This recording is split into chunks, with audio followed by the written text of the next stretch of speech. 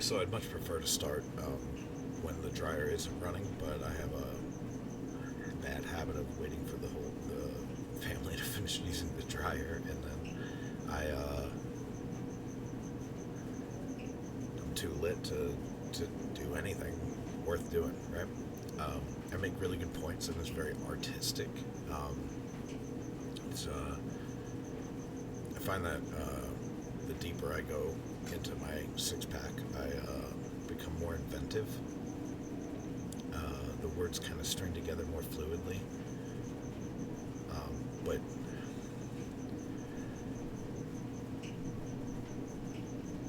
I don't always make the point, that I'm trying to make.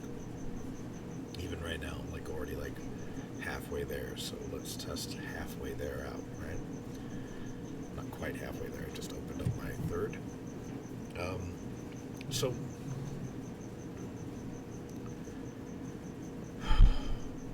where do you want to start, right? What do you Where do you want to go, right? One of my more fun thought, well, not fun, it's more like a responsibility thought, right? It's a fun responsibility to treat yourself as if you have, right? Is that people always talk about, oh, if you had a time machine, what would you do? Like, if you can go back in time to any point in history, like, what would you do? It's like, people are like, would you kill Hitler? It's like, okay, like, that's a thought experiment, right? Well, it's a thought experiment too, to think that, you know, you're in this moment, and this moment is your time machine, and what if you behave differently in this moment, and what could you do in this moment to help assure the best possible future? Because that's your responsibility. Like, you're here, like, you're one of the 7 billion people here, but that's 7 billion people, right? And and a good portion of them, those people have like a 65 to 80 IQ, right? And by the way, they're like the best people. Like, so often I find that they're just so good. They're just naturally good. They don't have any ideas about being bad. The problem is that you tell them a story about how the world really is and what good and bad is, and then you're altering that natural nature, right, that they have. And, well, okay, so, like, you've dealt with that, like, what is it, the lowest 20th percentile of humanity, right? And then you look at, like, 100 to 140 high adaptives. They're doctors, they're lawyers, they're marketing execs, they're marketers, they work in media, they work at an NGO which is working in media, and you can tell that from a Facebook feed. So it's all a story. It's all just being fed stories all day. And so, there are lawyers, and lawyers tell stories. Like, literally, lawyers lie for a living. They try to find the way in which they can say, no, this is legal because of this weird exception I just manufactured. And, and you can see that in the Second Amendment argument. The constitutional lawyer says, like, shall not infringe. Okay, it means the government's not allowed to talk about it. It's none of their fucking business. State, city, township, county, federal. It's simple. They didn't put too many words in it. But you've got real lawyers with quote-unquote high IQs and really good credentials pretending like they don't know what shall not infringe means. And they're writing legislation to where they pretend. And they still get to maintain their lawyer's license. They lie for a living, and the bar does not disbar them. And we all know it. And then guess what you have to be to become a judge in America? A lawyer. Right? You have to be a professional liar to be a judge. So then they're up there, and there's benefits to this law or that law or this interpretation or that interpretation for their personal fucking lives, and their whole entire career has been engineered around that. And you go, like, This isn't fucking Aaron Brockovich, guys. There's none of those. There's none whatsoever. It's just evil fucking people. Ambulance chasers who have access to the entire treasury.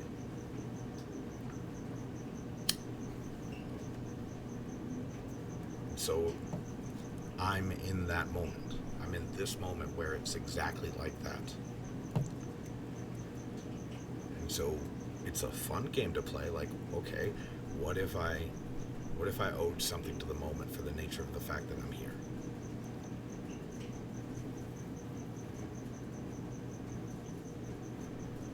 Then you have to, like, that's a fun thought experiment.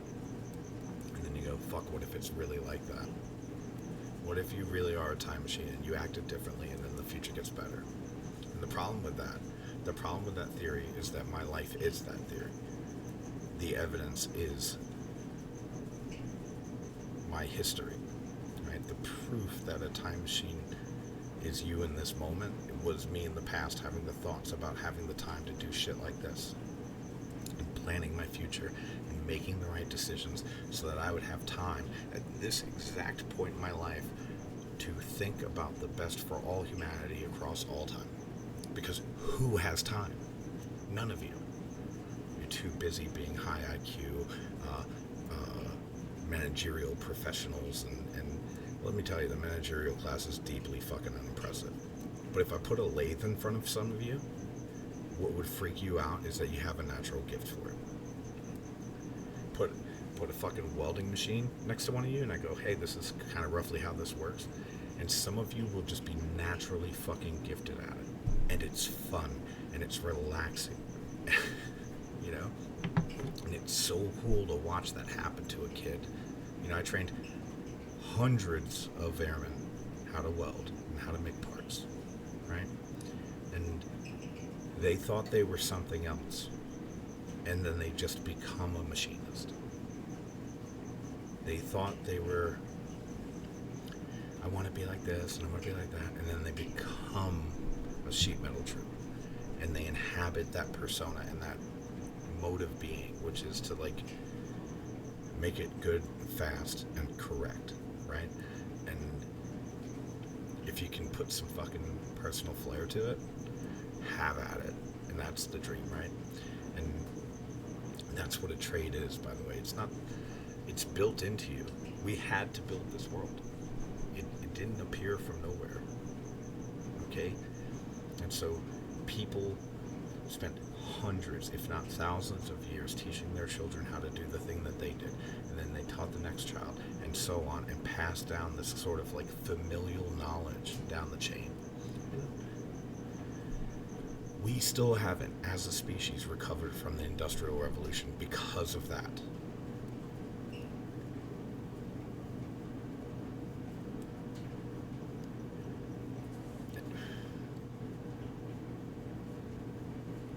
Like, what do I owe? What do I owe you? Humanity. As such, all 7 billion of you. What do I owe you? I spent 20 years in the United States Air Force, 20 years, 5 months, and 3 days, giving my best ideas to the worst fucking people. And they would take my ideas and they'd let me fucking solve their problems, and then they would put my work on their fucking decorations. And then tell me I was substandard. Happened dozens of times.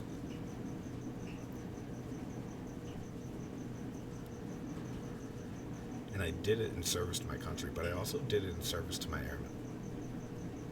Like, that was the sacrifice. Was like I knew that if I left, nobody would be able to see what I saw to care for them better than I could.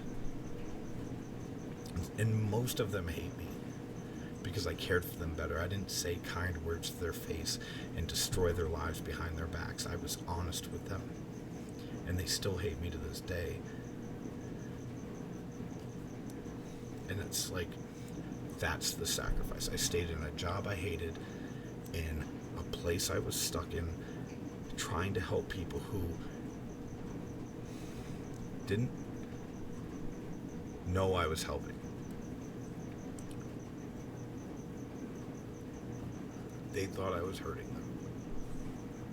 And I look at their, Facebook profiles, and I'm so proud of them. Like they did so much. And, I tracked them over the years. I tracked I watched the promotion list just like anybody else, and people who worked with me promoted at like a 10% higher rate than everybody else in our career field. Because I geek out on the math like that. And like, it's one of the more fun things about the internet is like every company, organization, they're all out there just trying to tell you the truth. They're going, here's the budget of Tucson City, and it's horrifying, like so ridiculous. You just look at the departments and where they spend money, and you go, the fuck have they done anything for me? Nothing, ever. Like, what is that? Why did we spend that much on that? They just blow money because it's all free. They'll just raise taxes. They'll push through off-year, single ballot, only mail-in measure.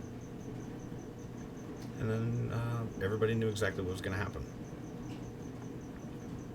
Everybody knew. They were going to get what they wanted. They wanted to continue a tax that nobody wanted. And so, instead of... And by the way, their whole excuse for doing it was, well, if we don't fund it now, then our thing that starts in 3 months will fall apart. And it's like, so you planned on tax money you didn't have. You did the wrong thing as a manager.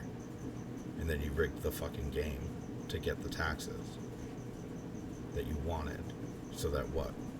We can pay more than we can afford for road work? Because if you're a contractor and you know exactly what the fucking budget is for the road work, you know exactly what to fucking estimate, what quote to give. And then it's just a competition between, 2-3 companies that already paid you off. And so this one will get that piece of that road, and that one will get that piece of that road. And what's an election year? We better take care of this house, this street that has 12 houses on it, because that street only has 3, and that's not worth the fucking money. We can buy votes here, people. Like, oh. Also, they could just get more. It wasn't that there wasn't enough money to get the road work done. It was that those companies wouldn't be as profitable if the government could only spend this much instead of this much. And that's all that was. And they did that to us, right? And very big companies got involved. People from out of state spent money on that. It was a single ballot measure, so it cost you tax dollars to mail out all those ballots. And it was a huge expense when they could have just had it during... They knew this was coming. This was a 20-year tax. They could have had it on the presidential election. They could have had it there. They actively chose to separate it from the elections process and put it in this corner that they know less people participate in. And most people don't check their mail. So those ballots just disappear and then appear at the ballot box. It's such a fucking mess out here, y'all.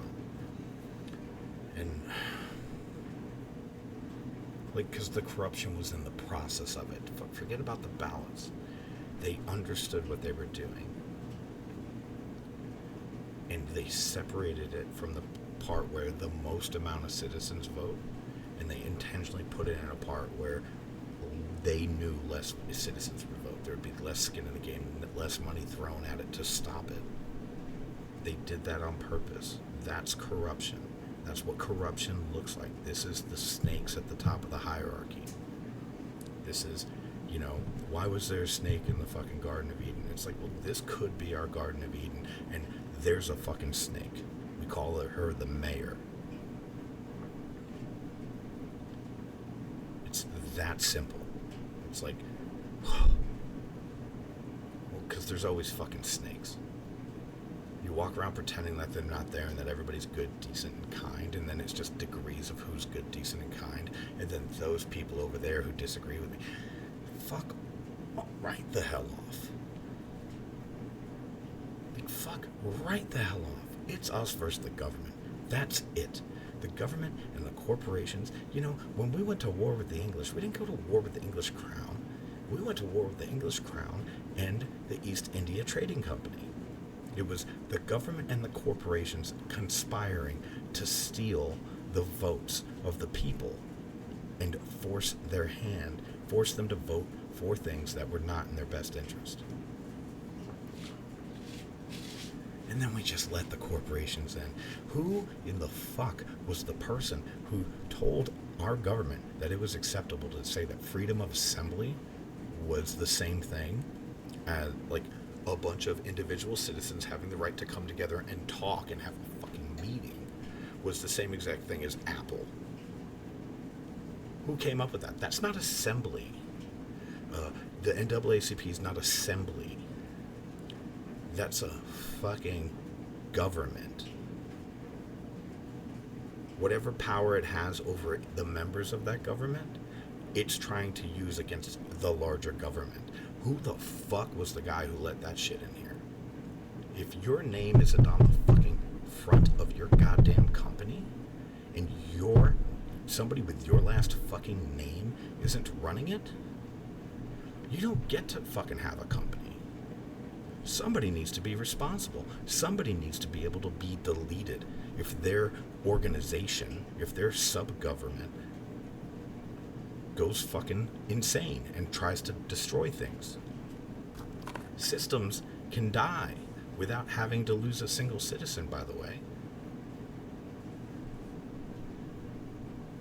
But the Constitution doesn't protect organizational rights. It doesn't protect corporate rights. It protects the individual rights of citizens. And so when you say these citizens get a tax break because they work for a company that does this, what you're doing is giving everybody else unequal protection under the law. And so you're no longer a just government. Loopholes, tax breaks, no. 10%, motherfucker. Kick up 10, everybody kicks up 10, and that's it for all fucking time. No adjusting the fucking tax rate, no messing with the fucking tax rate. Boom, 10. You give us 10, we'll figure out how to make it work. And by the way, the contractors will figure out how to bid appropriately. And maybe we won't contract out so much, we'll just do our own damn jobs. Like, when I was a kid, government people went and plowed our fucking roads. They didn't not plow the roads and then call up the feds and say, we have a state of emergency, give us money. Ugh. What the fuck happened to this country?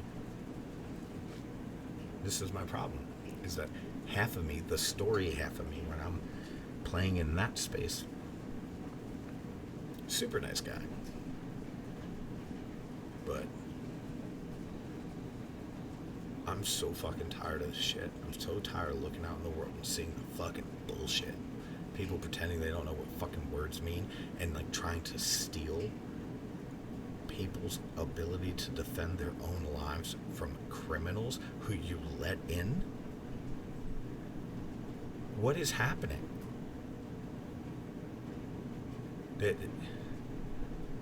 No. You don't get to create the cause for the violence and then demand that the weapons that the violence happens that you fucking funded must go away. No, we're defending our lives out here. If you don't like it, come and get it. Don't send your fucking dogs.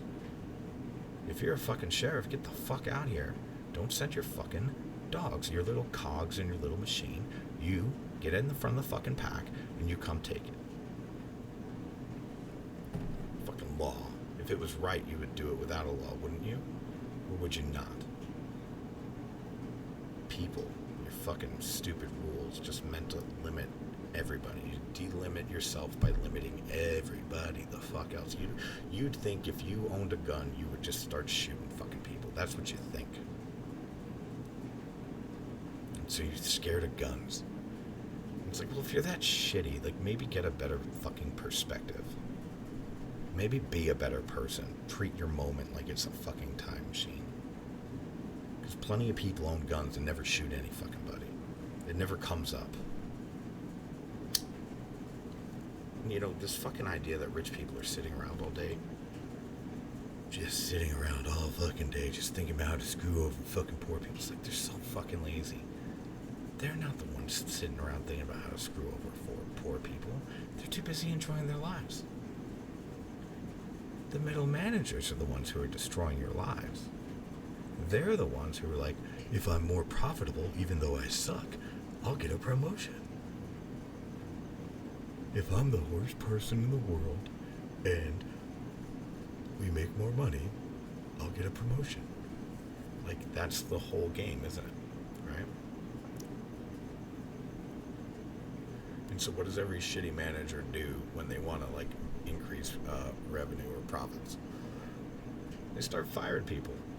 It's the laziest thing you can do. You demand more of the people left behind because they're all scared they're going to get fired too. And you fucking fire some people. 60,000, 60,000, 60,000. You just got $180,000 back in your fucking budget. Boss is going to be happy, right? So it's not the richest people in the world planning on how to screw you. They just don't know that middle managers are the worst fucking people on the planet. Even though the math is in, 65% of managers bring negative value to their company. They cost more than they bring in.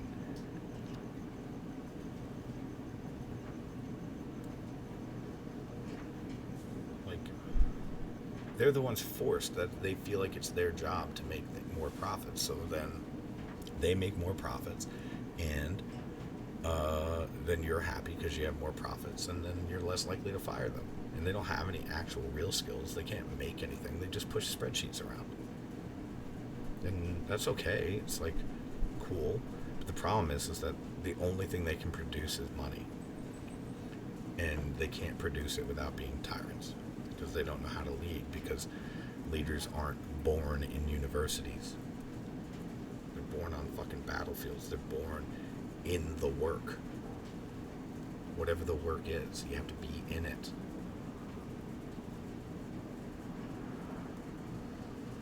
Not at some office that looks at it from the outside.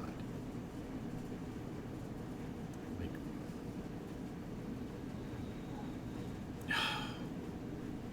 I'm firmly convinced nobody would know what leadership is anyway, if they saw it. That's the fucking hardest thing about me, is I know exactly what I need to do to become popular and famous. Get up at 3 in the morning, I fucking call myself a little bitch, and I fucking get in the fucking gym, and I drink my protein shake, and I fucking go to work, and then I do it again. And I do it because fucking I don't want to look like shit. I don't want to feel like shit, whatever your excuse is, right? But I know that that's what people want. They want somebody to come out and tell them, like, just do these things and you'll be all right. But that's not the American experiment. That's the European experiment. If you just follow the religion of the land, you'll be all right. And what America learned is that's insufficient in a world where you also understand liberty to be a human right supported by God. And that's what being an American is that we went before God and all mankind and declared our independence. And we said life, liberty, and the pursuit of happiness, amongst others that were not named, are rights given to all human beings, not to be taken by a government.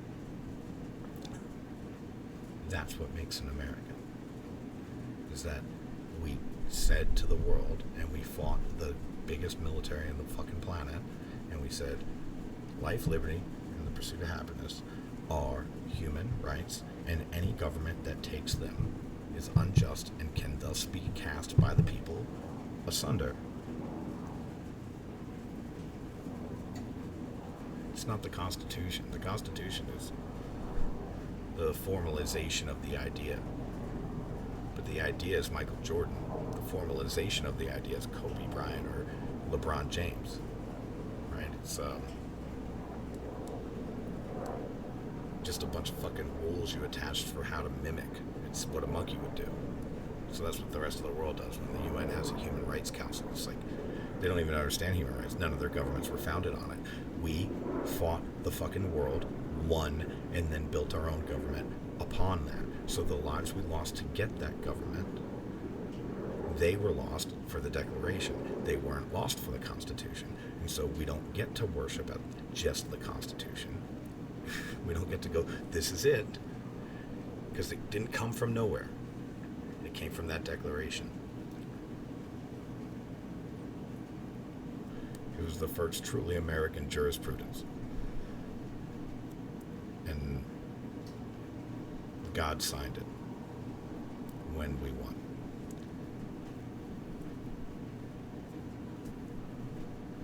It's not that we were right and they were wrong. My best guess is that we were just more right. And this idea that you're right about everything, what the fuck do you know? What do you know? Like, we just discovered quantum mechanics, guys. You don't know anything. We'll find some new shit tomorrow. You don't fucking know. What the fuck are you guys talking about? I'm right. You're wrong. Ugh. It's gross. It's very unscientific. And the point is we gotta talk about it, right? Like, we have to. We can't just be, screaming into the void that is the internet. I'm not saying like, hey man, I don't know what it looks like from over there, but from here it looks like it's all bullshit. It feels like we're being sold a bill of goods, being told that that's what America is, when we were founded on something completely else. That my liberty is worth more than your speech, actually. Because if your speech is telling the government that I'm not free to speak in any way, then you're violating my liberty. And liberty is sacred, and speech is sacred. But we already established the order of operations. Call it Common Core. Right? Like, the order of operations, life, liberty, pursuit of happiness, commonly understood as fucking property, but I don't think that's true. I think if that life, liberty, and property, they could just write fucking life, liberty, and property. These are people who read in 4 or 5 languages, who imported books as the most valuable thing you could own. John Adams and his son collected so many books that they built a library that stands to this day, the Adams Family Library, and we have the Adams family. It's this is the stuff we're founded on. It's sacred and it's true, and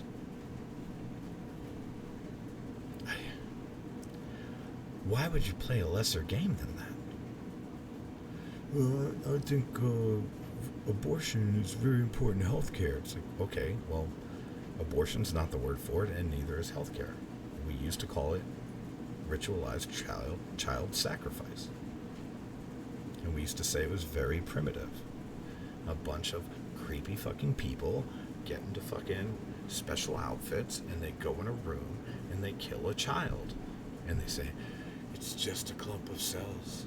It's just a clump of cells. Or they say, this will bring a better future. You'll have a better life if you do not have this child. So it's a better harvest?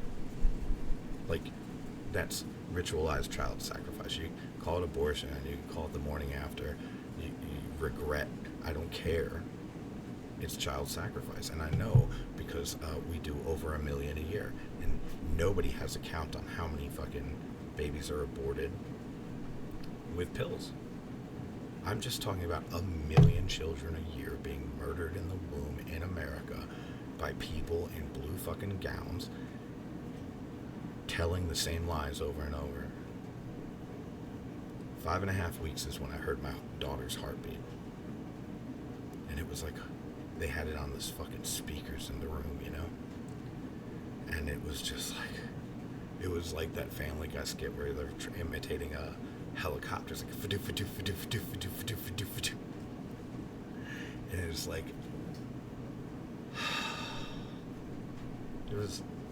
that's my little girl, 5.5 weeks. You're not going to show You're not going to know. Right?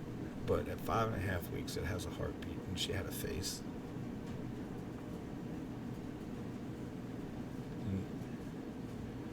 And that's true. Because I lived it. I didn't read it on the internet. I lived it. And up until then, I believed that it's a woman's choice, and, well, it's healthcare, and that somehow it has something to do with rape, and it doesn't. If there was 1 million rapes happening a year in America, we would be England. We're not fucking England, because they wouldn't fucking try it here, because we have guns. But if you tell me 250,000 girls being raped in England by sometimes as many as 30 men, and happening multiple times, and then when they went to the police and complained, sometimes the police would rape them too and tell them they deserved it. And by the way, the local community was likely to tell them they deserved it. And everybody higher in class than them was going to tell them that they deserved it, all the way up to Parliament, where they just outright refuse to do anything.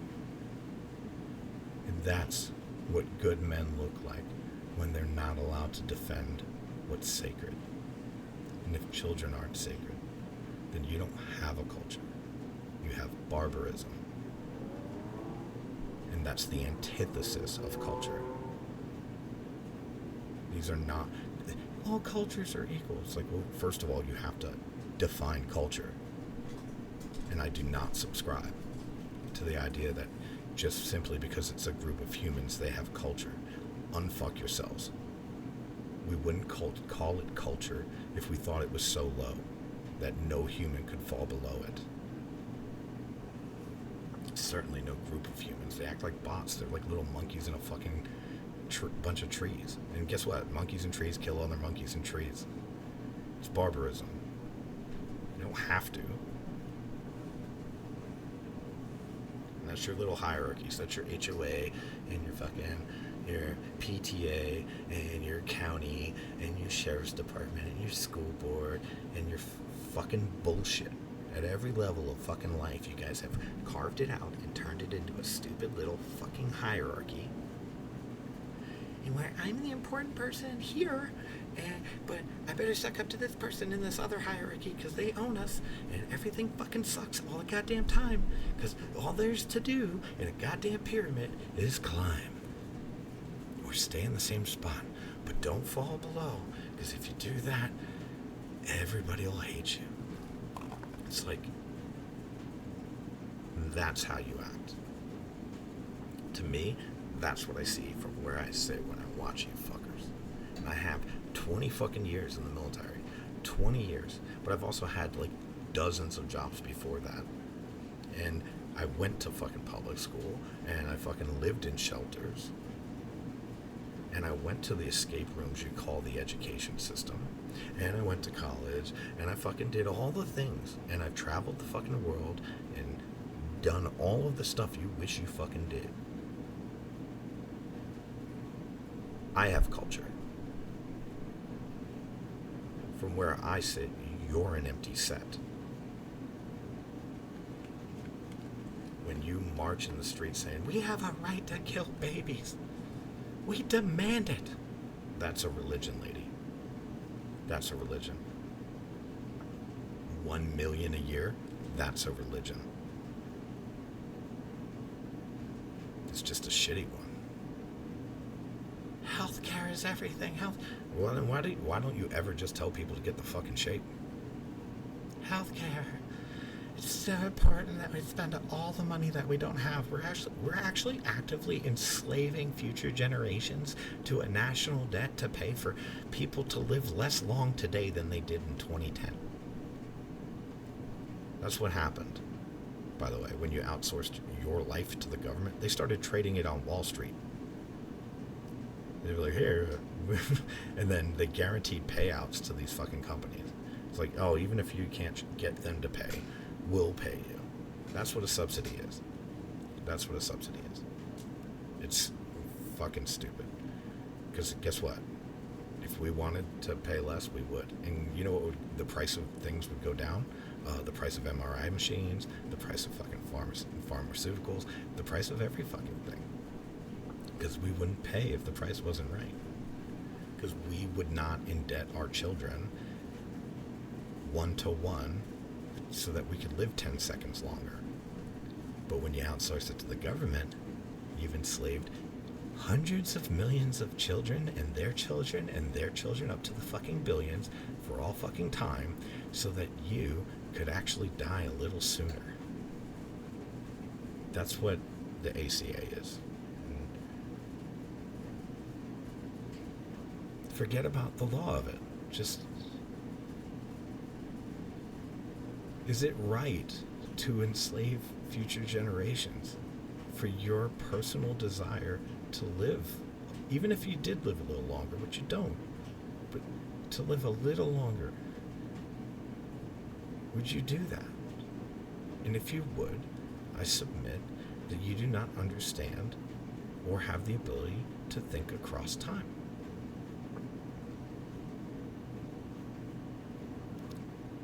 Because if you could, that would be true empathy.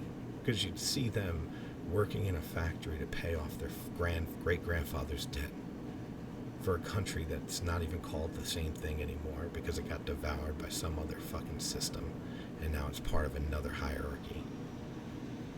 All because you just fucking had to steal a couple of million here and a couple of million there, get a little bit more for yourself. Oh, everybody's on the take. This is just how it's done. This is how we do it here. It's like, drive like hell. You'll fucking get there. We left Europe for a reason. By the way, the diaspora, the movement of humans, the spread of humans across the planet, was the same thing as coming to the New World, which was the same thing as Exodus. It was time and time again, people were forced to run from tyrants. They were not chasing herds. You do not chase herds across deserts and tundras. Especially, we've been told that before Europeans came to America, there was infinite animals. There was dozens of millions of every single species. And then we decimated them all because we're white. Okay, well, then how did we land up at the southern tip of the Americas? We didn't have to go. We didn't have to keep going. By the time they got out of the thaw of Canada, they would have had nothing but enough resources for all time. And so no, the story that they were chasing herds because they were hunter-gatherers doesn't add up. Is that slowly tribes were becoming more and more tyrannical, and then people would leave. Tribe becomes tyrannical, people leave. Boom, boom, boom, over time, until you have whole civilizations collapsing because the good people have to leave because they don't want to kill you, and they certainly can't stay. And here we are. Every inch of the planet's covered. Every corner of the planet has been covered, has been claimed by some government or another, and there's no place left to run.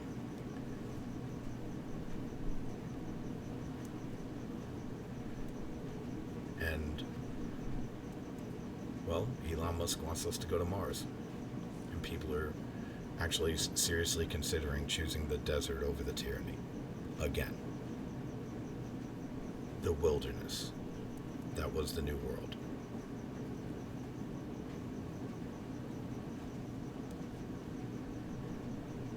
Look at our government. Since 2020, over 1 million Americans have become homeless.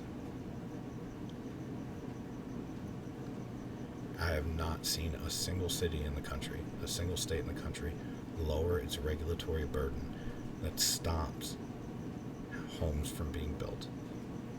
I have not seen a single one. Like, if you just think about, in Arizona here, we have a 40-something cent a gallon gas tax. And every state has one. California has like 71.9 cents a gallon. They could lower the burden on their people by by 72 cents a gallon across every transaction.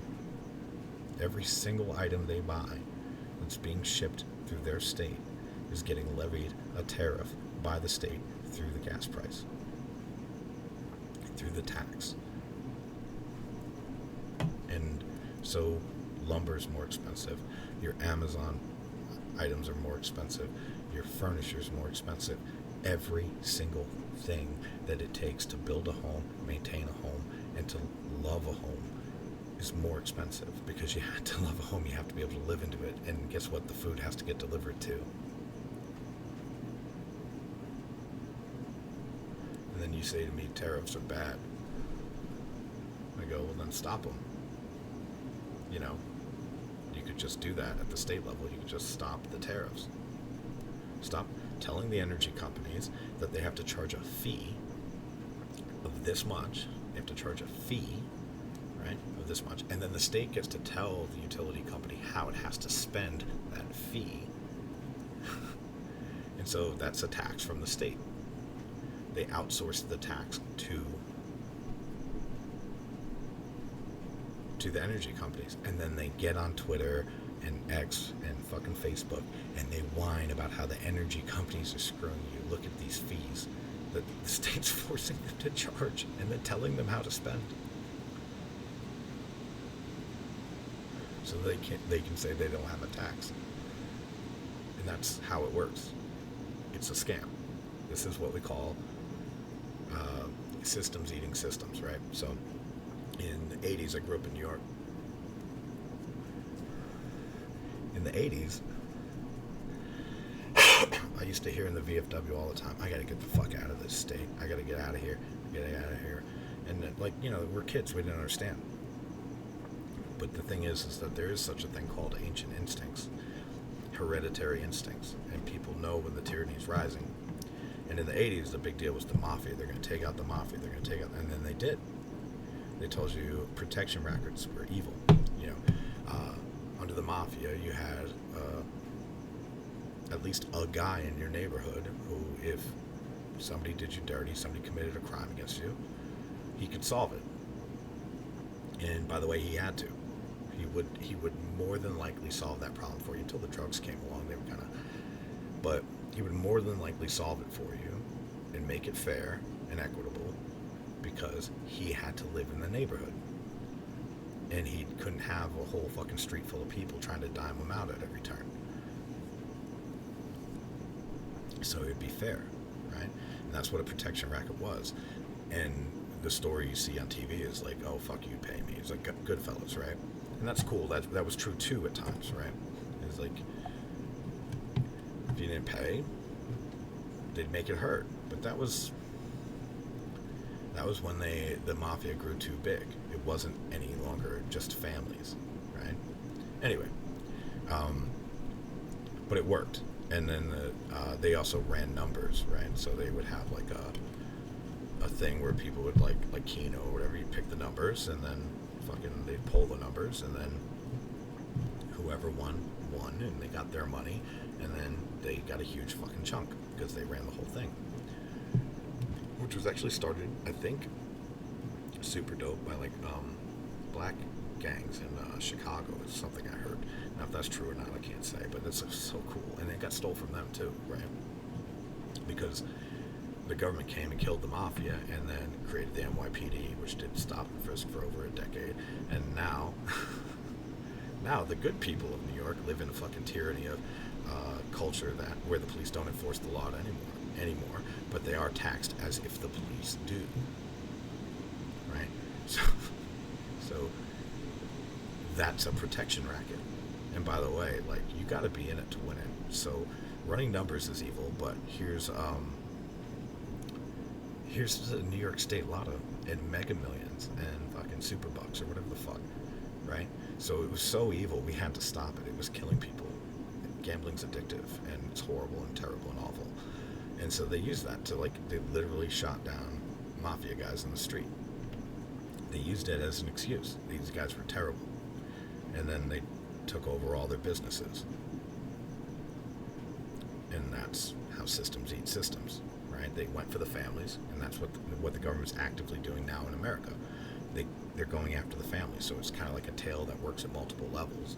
Is that they're destroying the fucking family unit, they're removing the fathers from the homes. The government has wedged itself into every single household and marriage, and now women are opting to marry the government instead of their men, and then you wonder why people don't want to fucking be here anymore. Like, but there's nowhere to go, so they just have to fight for it, or Mars, or opt out altogether and live on the street homeless. And you see the people, they're shaped like a U. They fucking on whatever drug that is that does that. And maybe it's fentanyl, but I've heard of jails issuing out drugs to non-addicts, saying, hey, like, you know, if you're an addict and you know you want some, we can get that for you. And then those guys get fucking hooked while they're in the jail. And jail's a short-term thing you do until you go to prison. And so they get hooked on drugs by the prison, at the prison, and then sent back out to the community if they get acquitted, which more and more the judges are letting them off and the prosecutors are letting them off. And so now they're hooked on drugs and they're out in the community. So it's like, oh, they're drug dealers now. That's what they are. Like, that's what the government is. So they took over that racket too. Cartels are bad. Here's some coke. We got some fentanyl for you. Here's some codeine. Whatever. You know, any host of drugs are addictive as shit. They knew it. They know it. And they're fucking forcing on you and stopping you from having access to drugs that make people less addicted to drugs. Weird, right? So they just happened to take over the cartels. And then, over the last 5 years, the United States government used hundreds of billions of dollars of tax dollars to reinstantiate, to create the largest human trafficking ring in the world since the Middle Passage. And half the country's like, yay, slavery. They'll vote us into perpetual power. Yay, I'm gonna defend this. Like, they ate human trafficking. They're like, the Yakuza's terrible. They traffic humans. They put it on every goddamn TV show coming out of Hollywood about, like, numbers or whatever. Like, TV shows where there's, like, the police are tracking down the really bad guys. And the really bad guys are people who traffic humans. And then the United States government got into the business. 10 years after destroying the industry in our hemisphere, roughly, they took it over through NGOs and the Catholic charities and the Lutheran charities and hundreds of other entities where they just funneled money out of the treasury and sent it to them, and gets sent to a pass-through who takes a cut, to a pass-through who takes a cut. We call that money laundering. That was terrible. That was terrible, horrible, and awful, and only the worst people laundered money. So now the United States is the number one money launderer in the world, and they take it straight out of your wages and out of your children's debt. And I don't know what to do with that, because you guys all seem really happy about it. Like, the Republicans didn't tear down that fucking evil structure either. They're in right now. They could just work on that. I know, like, people get very upset if Congress or the president works on more than one thing at a time.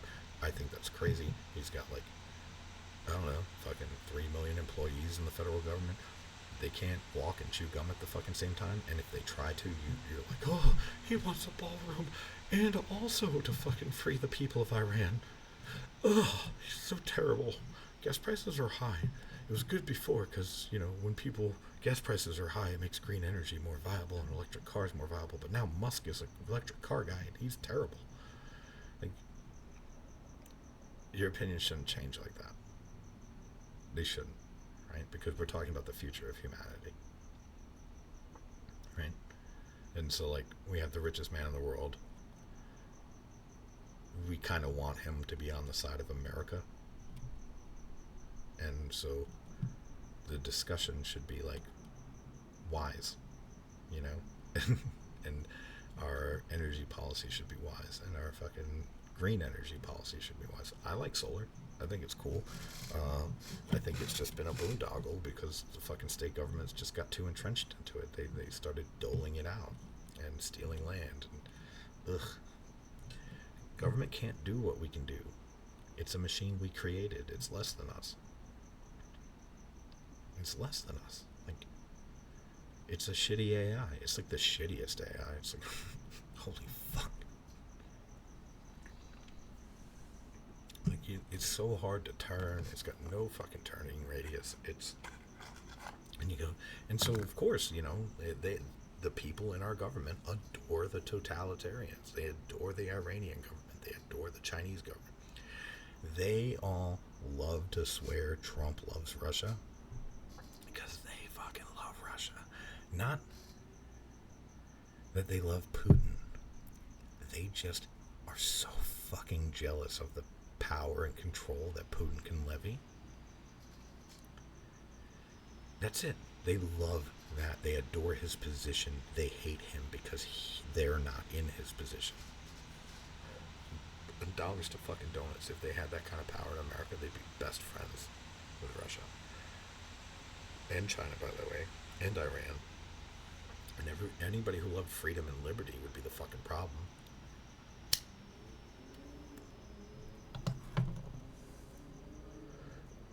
Let's do that, right? We do not. Freedom is not a human right. That's something you have to fight for and go out there and grab and maintain, right? Liberty is like, it's the freedom to exercise your human rights insofar as you do not infringe on another human's rights, right? So you have the liberty to build whatever you want, right? Freedom to assemble, like Avengers, right?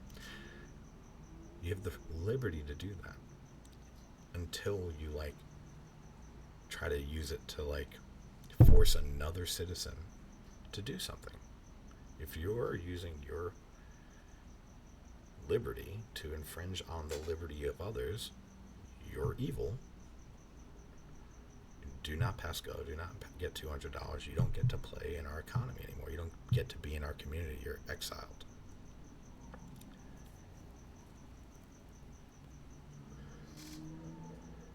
Because either that or it's prison.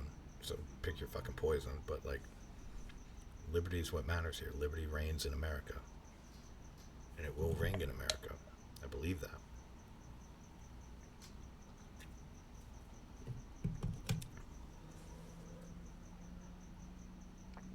I lost where I was at. That was kind of fun, though. I just did 53 minutes of ranting. I like typing it out, you know. But I got kicked off of X because, anyway, that's a story for another time. I'm on Facebook. It's no fun. There's, like, everybody's stupid there. They basically, so Musk takes over Twitter. The government needs a Twitter. Suddenly, what's his name? Zuckerberg's like, I don't believe in censorship at all. We should stop this. I was told to. I don't want to do it anymore. And then immediately lets his site get overrun with NGOs, with non-governmental organizations funded by largely USAID money. And so he took over the hole that Twitter left. This is how it works, guys. They had a tool. They were willing to fund the tool. They just contracted a different company to do it.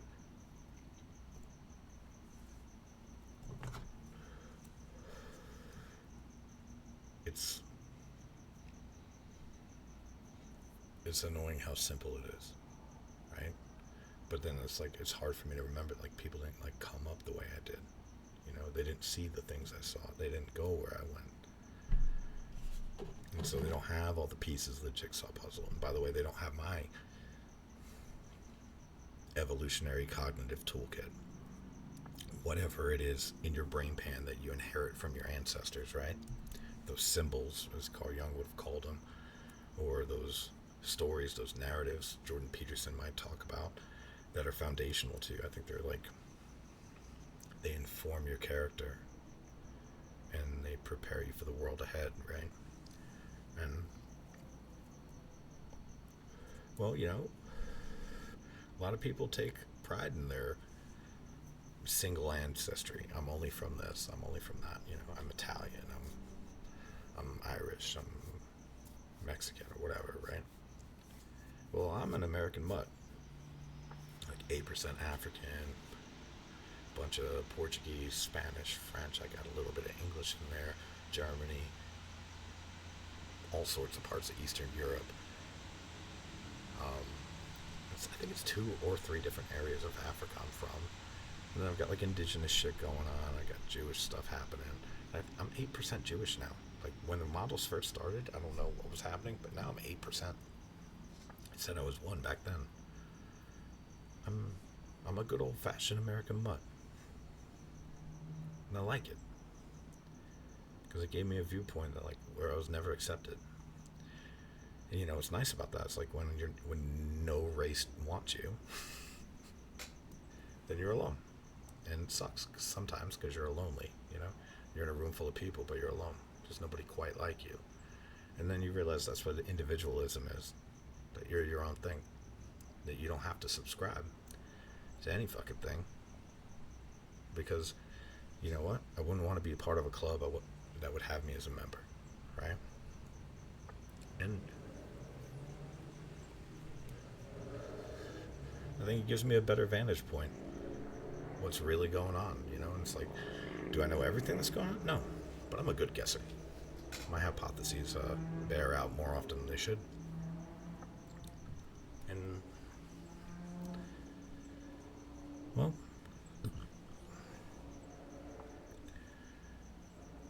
maybe, I don't know. A lot of times I just want to make a show called Yes, You're All Wrong. And just like, you know, here's the thing you guys think you know, and then just shit on it. Like, you go, this is how that fucked my life up, or, you know, this is how that really works out in the real world. Because most people never inhabit the real world. They never see hardship, or they never see wealth. And if you haven't seen both, then you don't know. If you haven't lived a middle-class suburban life, you don't really know what middle-class suburban life is. If you've never been poor in that, you don't know what that is. If you've never been rich in that, you don't know what that is. So, I see a lot of people talking who don't know shit. They don't understand how the world works. They don't understand how the government works. They don't understand why their lives aren't working. They're just blind to it all, you know? And then the people who life's working out for, I love them so much because it's like they're just accidentally good people. Just like, I have to try. I have to try really fucking hard to be a good person. And then my life works out, but I have to try at it, you know? And they just like happen upon it. I think, I don't know.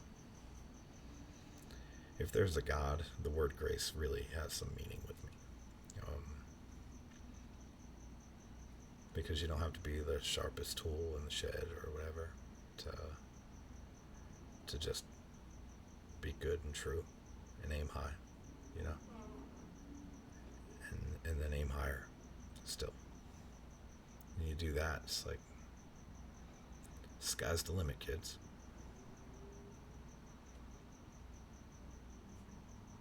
It's beautiful, you know? Being human. Getting to like watch all of you guys. And it's so hard for me to like watch you like at this sort of later age in my life to like realize that like, oh, everybody's starting to figure it out. Because I know how much pain comes with learning those lessons.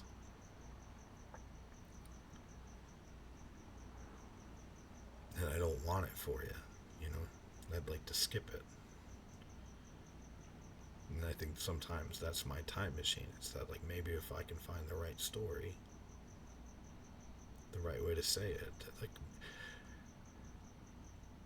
maybe you guys can all skip the mistakes you're about to make.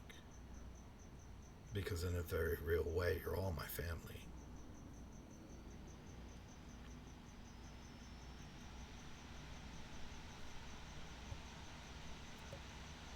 You're all my family. And I'm mean and cruel and nasty and harsh. And I don't have much room for fucking nonsense, you know? But I got a lot of room for nonsense. I do.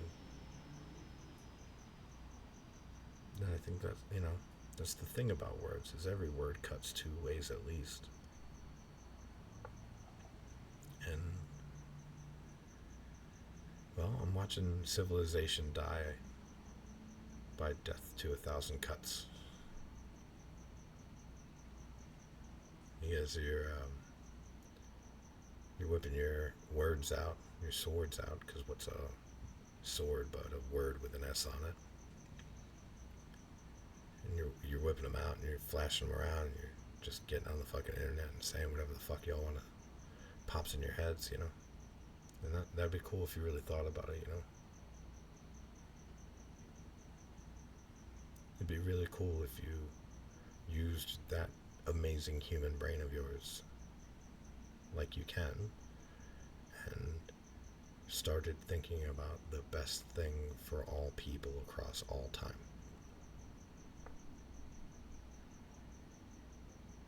And then understanding what it feels like to be you in this moment. Some of you, if I took your pen on your desk and I just turned it upside down, you'd have to fix it.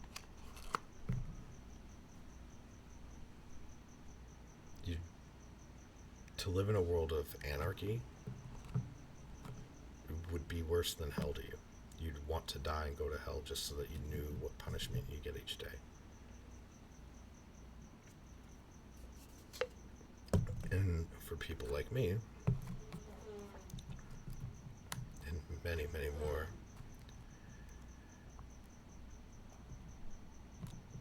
the rule that it has to be this way or it has to be that way,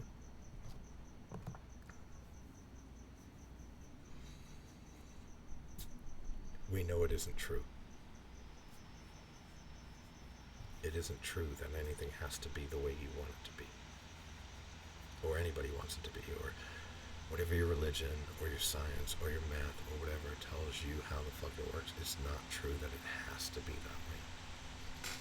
And we know it, and you don't know it, and that's okay that you don't know it, but we know it. And when you aim at that sort of stuff, it's like,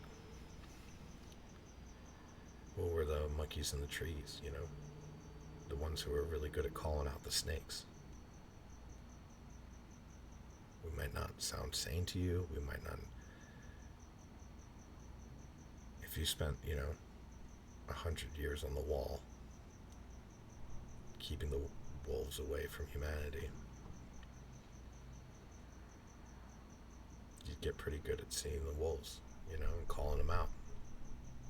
And that's what we did in the trees with snakes when we were monkeys. And the best of us at that game of calling out the snakes were called wise.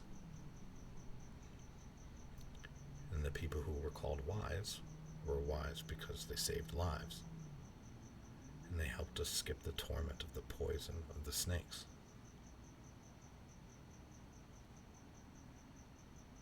So they were rewarded in early tribal communities. The problem with tribal communities and groups of humans and systems of humans is that ultimately it goes from being a tree that could branch off into any number of things to being a very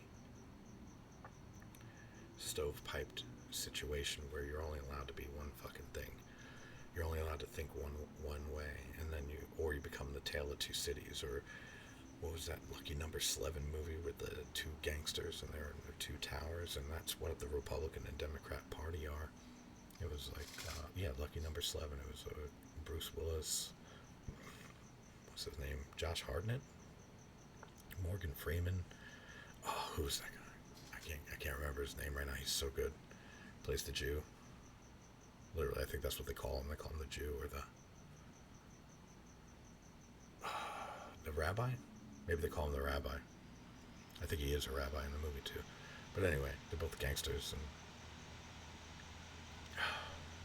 well, that's what society becomes. It becomes two towers, isolated from each other, and then they go to war, and then the good people are running the fuck away, and they're fighting over a world that no longer has ideas because all the ideas are with the good people. And then civilization falls. And so what do? Well,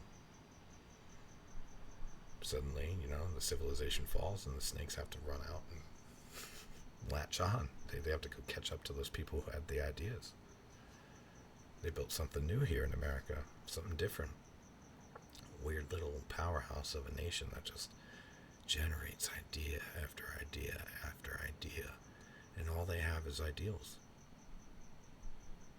That's all they have, is just these formalized versions of what once was a beautiful idea. And that's how you turn a tree into a hierarchy, into a pyramid, and a forest into a desert.